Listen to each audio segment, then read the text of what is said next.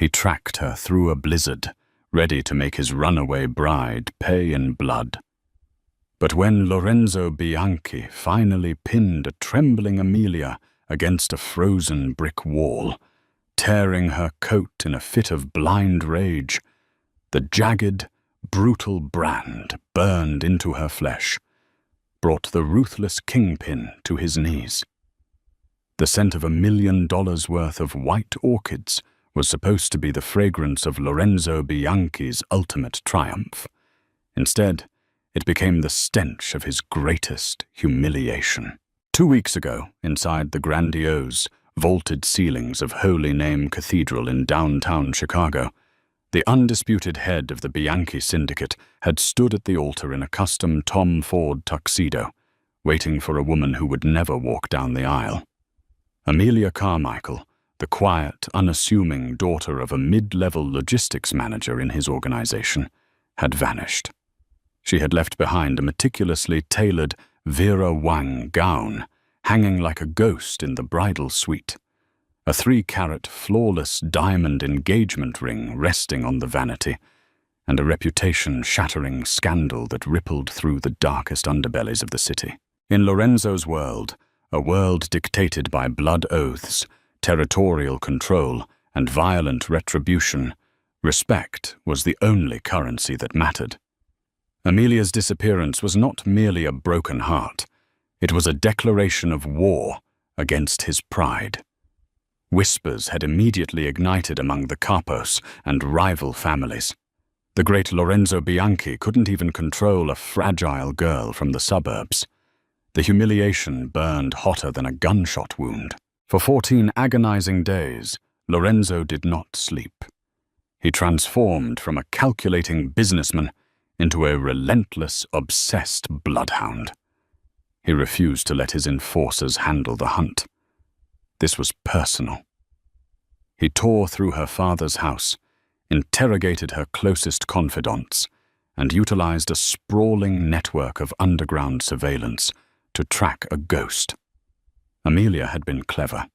She had abandoned all electronics, paid for everything in cash, and used a series of burner identities to weave her way across state lines. But no one, not even a desperate bride, could outrun the reach of the Bianchi family forever. A slip-up at a tiny, off-the-grid pharmacy in the snow-draped mountains of Crested Butte, Colorado, was all it took. She had purchased antibiotics under the name Clara Davies, but the face captured on the grainy security footage was unmistakably hers. Now, the unforgiving Colorado wind howled through the narrow, desolate alleys of the mountain town. The temperature had plummeted below zero, and a fresh blizzard was rapidly burying the streets in heavy, blinding powder. Lorenzo stepped out of his black SUV, his long wool overcoat whipping around his calves. The crunch of his leather boots against the frozen pavement sounded like breaking bones.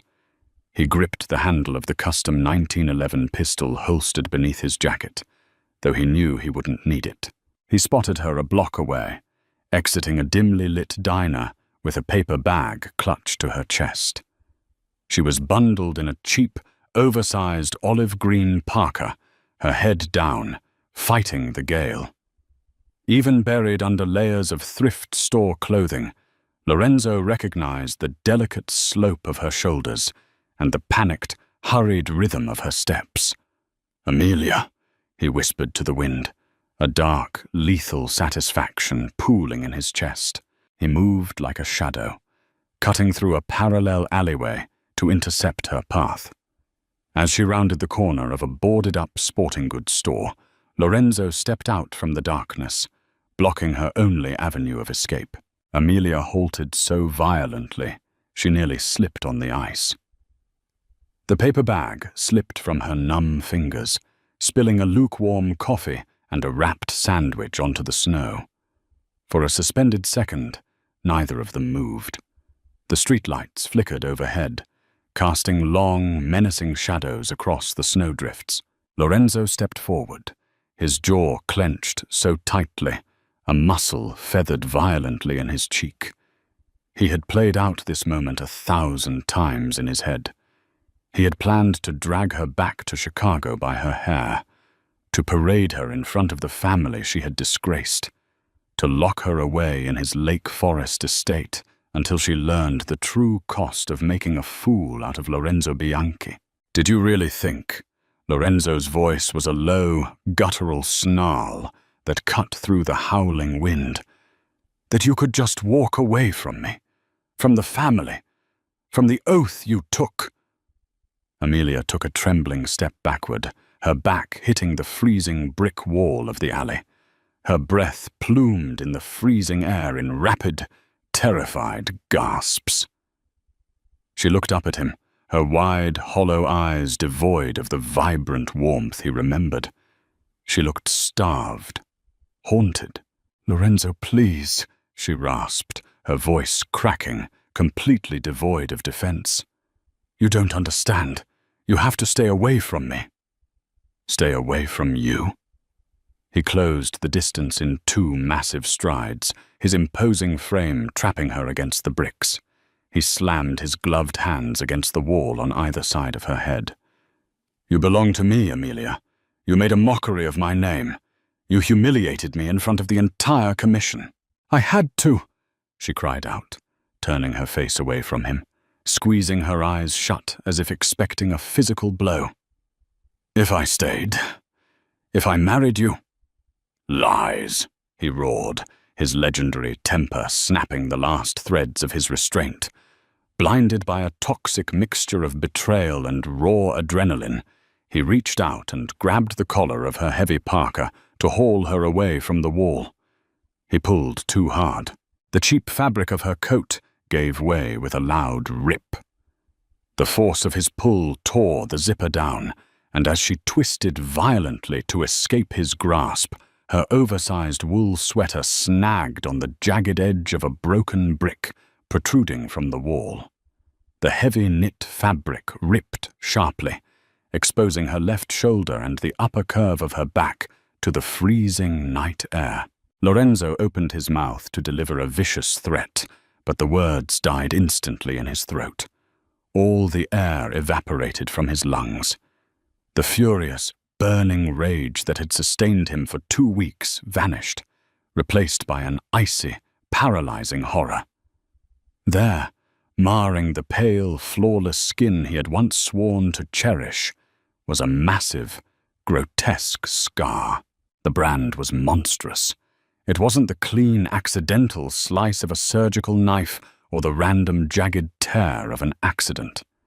It was deliberate, calculated. The flesh on Amelia's shoulder blade was violently puckered, raised and discolored into a furious, angry red. The burn marks were fresh, perhaps no more than a few weeks old, the exact timeline of her disappearance. But it was the shape of the mutilation that made Lorenzo's blood run colder than the Colorado blizzard.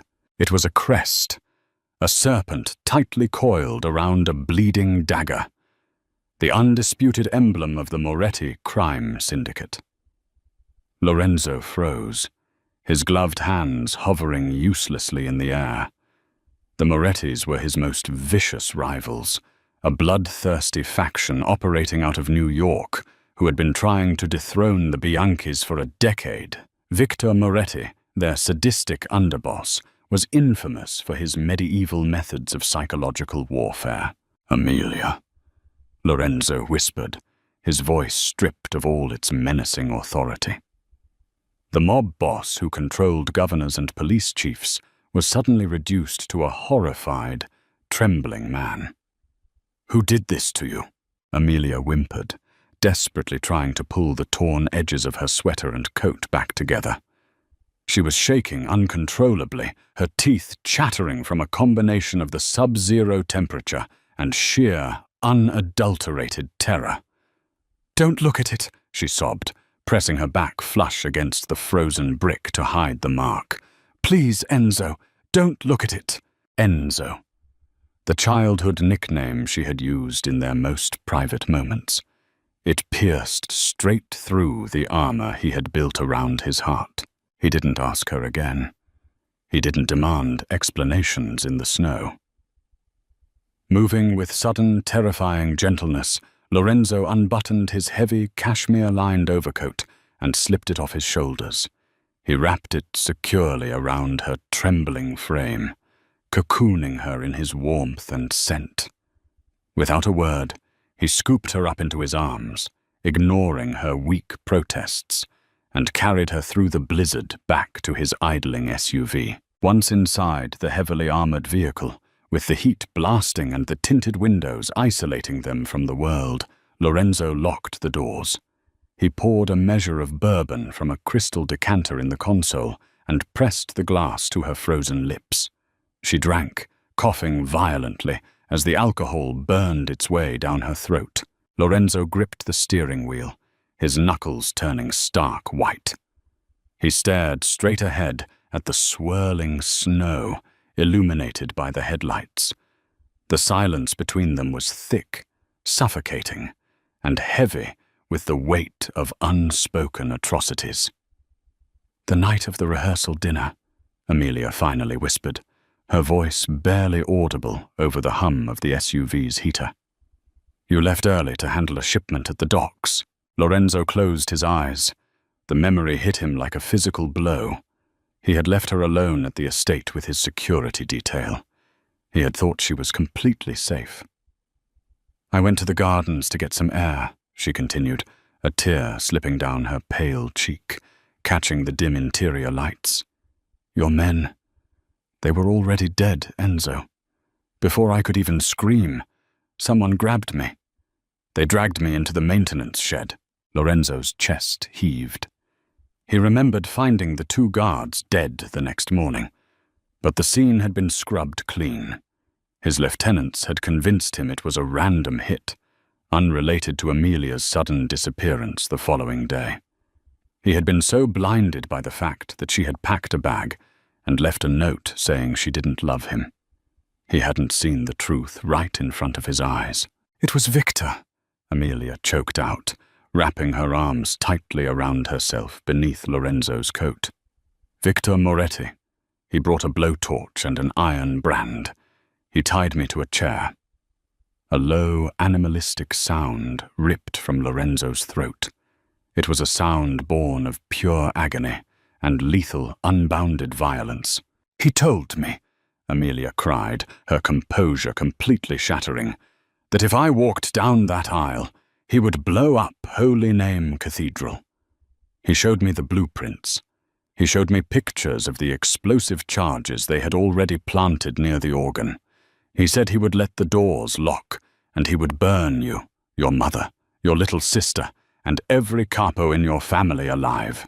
Lorenzo turned his head slowly to look at her. The full crushing weight of his ignorance crashed down upon him.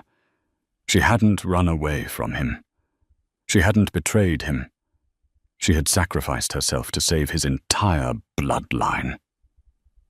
"He burned me," she whispered, her eyes dark and hollow.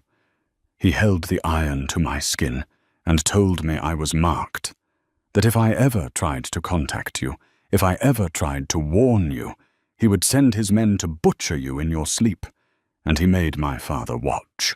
Lorenzo's heart stopped. "Your father? My father sold the security codes to Victor," she wept, burying her face in her hands. "He traded my life and your family's lives to clear his gambling debts with the Morettis. He told me what to write in that letter. He packed my bags. Victor told me to run and never look back." The silence in the SUV returned, but this time it was electric. It was the silence before a catastrophic explosion. Lorenzo Bianchi, the man who had spent the last 2 weeks plotting ways to destroy the woman he loved, now understood that the true enemy was sitting right in his own boardroom. Her father, Victor Moretti. They had defiled his bride, tortured the woman he loved, and manipulated him into a blind rage. Lorenzo reached across the console. He didn't grab her roughly. He gently pried her trembling hands away from her face, interlacing his large, warm fingers with her freezing ones. He brought her knuckles to his lips and pressed a slow, reverent kiss against her skin. "Amelia," Lorenzo said softly, though his dark eyes were completely dead, swirling with a promise of apocalyptic retribution. "They thought they could break you to break me, but they made a fatal mistake." "What mistake?" she whispered, staring into the face of the monster she loved. "They left you alive." Lorenzo pulled out his encrypted satellite phone and dialed a number he reserved only for total war. "And now, Victor Moretti is going to learn exactly why they call me the Devil of Chicago." The sleek silver fuselage of Lorenzo's private Gulfstream G65-0 sliced through the violent winter storm, ascending above the heavy Colorado clouds into the dead of night. Inside the heavily pressurized cabin, the opulent atmosphere was a stark contrast to the brutal reality of what had just transpired in the frozen alleyway. Lorenzo sat in a plush leather armchair, his jaw set like carved granite, his dark eyes fixed unblinking on the bed in the rear of the cabin. Amelia lay there, sedated and wrapped in heated cashmere blankets. Dr. Sullivan, the syndicate's most trusted trauma surgeon, a man who had extracted bullets from Lorenzo's own ribs without asking a single question, was carefully applying a soothing burn salve to the grotesque serpentine brand. The heavy scent of antiseptic mingled uncomfortably with the faint, lingering metallic tang of blood in the pressurized air. "The tissue damage is extensive, Lorenzo," Dr. Sullivan murmured, his hands moving with precise, sterile efficiency. He did not look up, knowing better than to meet the boss's eyes when the devil was pacing behind them. "The iron was held against her skin for far too long. It will scar permanently. I can recommend a plastic surgeon in Geneva once she heals, perhaps a skin graft." "No." Lorenzo's voice was barely a whisper, yet it carried the terrifying weight of an executioner's gavel. "We do not erase it. The scar remains. It is a testament to her survival, and a reminder of my failure." Dr. Sullivan nodded once, packing away his medical instruments into a black leather bag. "She needs rest. The psychological trauma is just as deep as the physical burn. When you land at O'Hare, keep her isolated." Lorenzo didn't need to be told. The moment the jet's wheels kissed the tarmac in Chicago, Amelia was quietly transferred into a heavily armored SUV and driven directly to Lorenzo's fortress, a sprawling, triplex penthouse at the top of the St. Regis Chicago. The building was a modern marvel of glass and steel, heavily fortified, with an elevator that required dual biometric scans to access his floor. Once inside, surrounded by floor-to-ceiling windows overlooking the icy expanse of Lake Michigan, Lorenzo finally allowed himself to breathe. He sat by her bedside until the first gray rays of dawn pierced the skyline, holding her fragile hand against his cheek. But the morning light did not bring peace.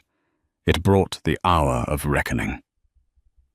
Leaving Amelia under the guard of his two most lethal enforcers, Dominic and Matteo, Lorenzo descended into the city.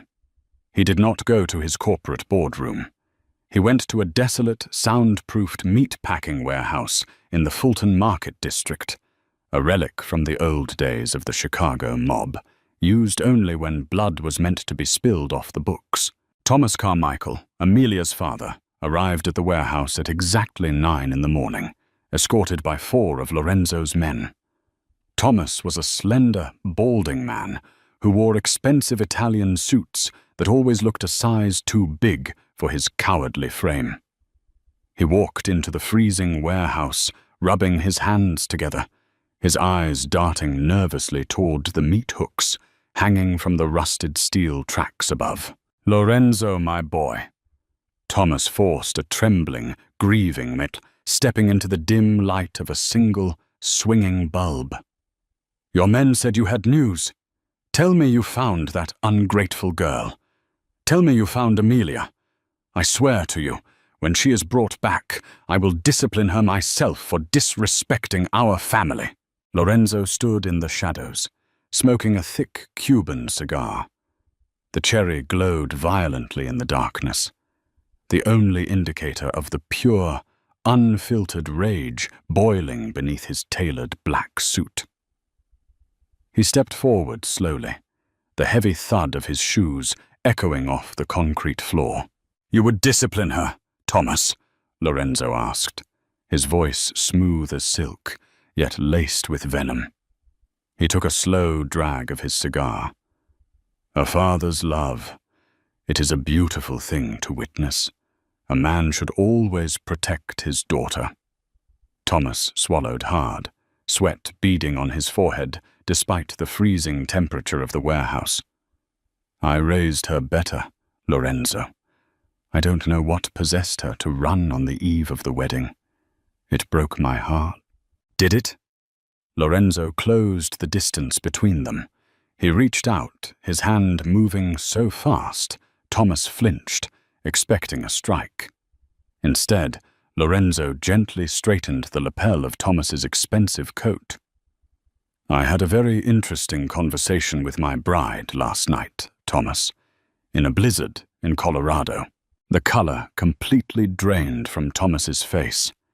His knees buckled slightly, his breathing turning into shallow, panicked gasps. You found her." "Lorenzo, whatever she told you, she's confused." "The girl is hysterical. She told me about the blueprints to Holy Name Cathedral," Lorenzo interrupted, his voice dropping an octave, echoing like thunder. "She told me about the explosive charges hidden near the organ. And she told me about the brand." Thomas fell to his knees. The facade shattered instantly. "Lorenzo, please. Victor Moretti had me by the throat. I owed him $2 million from the underground casinos in Macau. He threatened to kill me. I had to give him the security codes to the estate. I had no choice."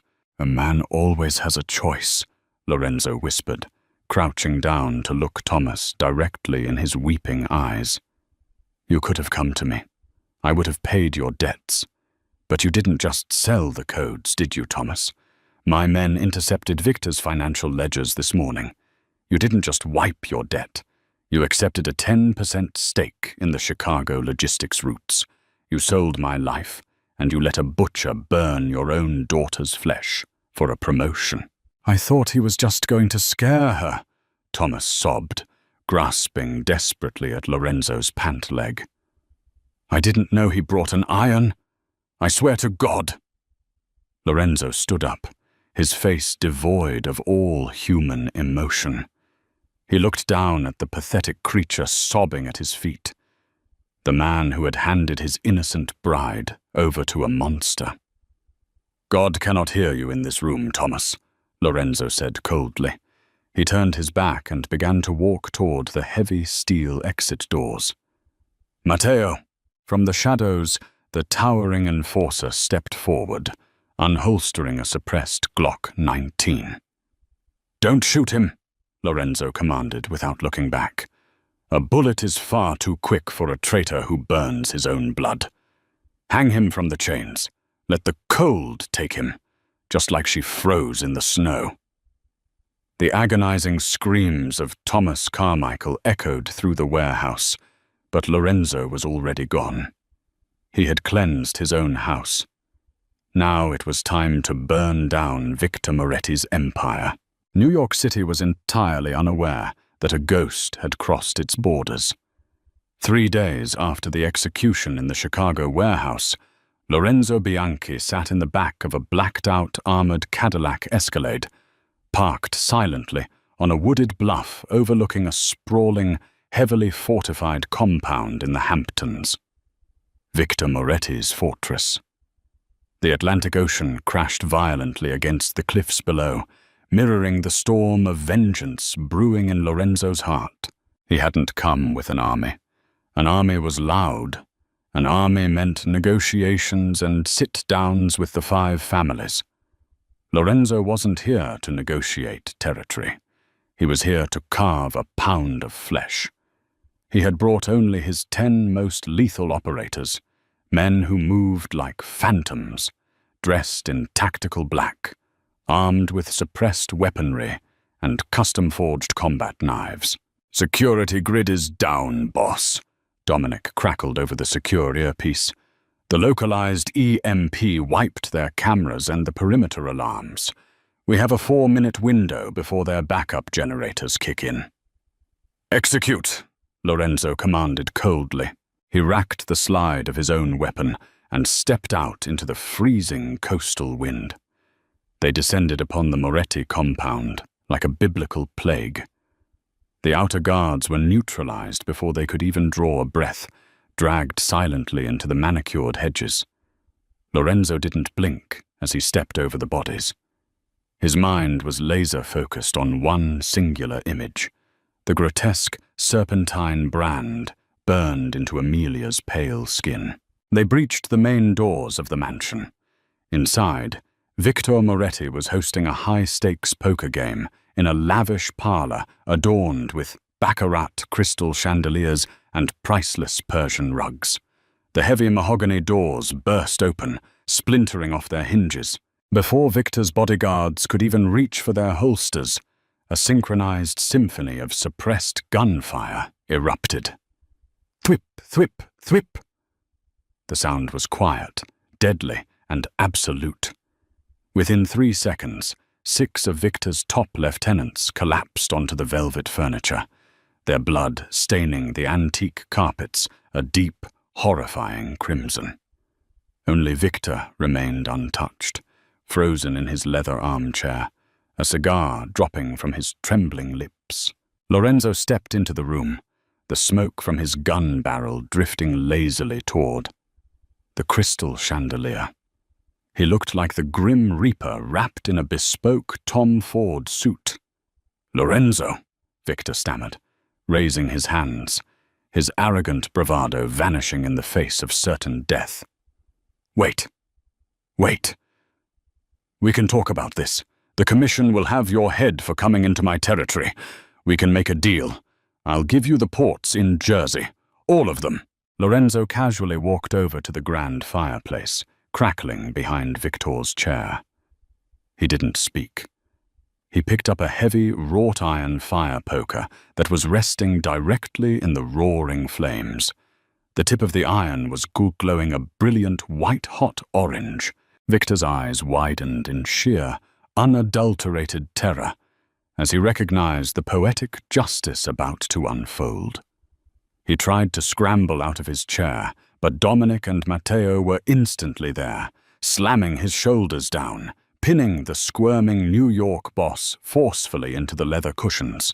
"You brought a blowtorch and an iron to a church, Victor," Lorenzo said, his voice terrifyingly calm as he stepped toward the captive man. He raised the glowing iron, feeling the intense heat radiating against his own cheek. "You laid your hands on my bride. You marked what is mine."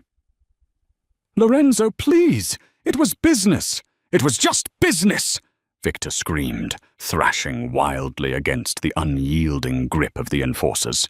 "To you it was business," Lorenzo whispered, leaning in so close that Victor could see the absolute lack of mercy in his pitch-black eyes. "To me it was a declaration of war, and a Bianchi never leaves a debt unpaid." Lorenzo didn't hesitate. He drove the glowing iron poker squarely into the center of Victor Moretti's chest. The agonizing, guttural scream that ripped from Victor's throat shook the very foundation of the mansion. The sickening smell of burning flesh and scorching silk filled the lavish parlor. Lorenzo held it there, his face completely impassive, watching the life drain from his greatest enemy's eyes, until Victor finally slumped forward, dead. Lorenzo dropped the cooling iron onto the bloody rug. He adjusted his cuffs, turned his back on the carnage, and walked out into the ocean breeze. The debt was settled. The ghosts were put to rest. 1 week later, the bells of a small private stone chapel on the outskirts of Lake Forest chimed softly in the winter air. There were no flashing cameras, no rival capos, no million-dollar orchid arrangements. The pews were empty, save for Dominic, Matteo, and Dr. Sullivan. Lorenzo stood at the altar, waiting. And this time, she did not run. Amelia walked down the short aisle. She wasn't wearing a sprawling Vera Wang gown. She wore a simple, elegant ivory slip dress that clung to her curves. But it was the design of the dress that made Lorenzo's breath catch in his throat. The back of the gown plunged drastically low, purposefully exposing her left shoulder. The scar was there. Raw, raised, and vicious. The Moretti serpent wrapped around the dagger. But Amelia stood tall, her shoulders back, holding his gaze with a fierce, unbreakable strength. She was no longer a victim hiding in a blizzard. She was a queen, wearing her battle wound with pride. As she reached the altar, Lorenzo didn't reach for her hand. Instead, he stepped around her. In front of God and the few men he trusted, Lorenzo bowed his head and pressed a gentle, lingering kiss directly onto the jagged, ruined flesh of her scar. Amelia exhaled a shaky breath, a tear of pure joy slipping down her cheek as he wrapped his arms around her waist, pulling her flush against his chest.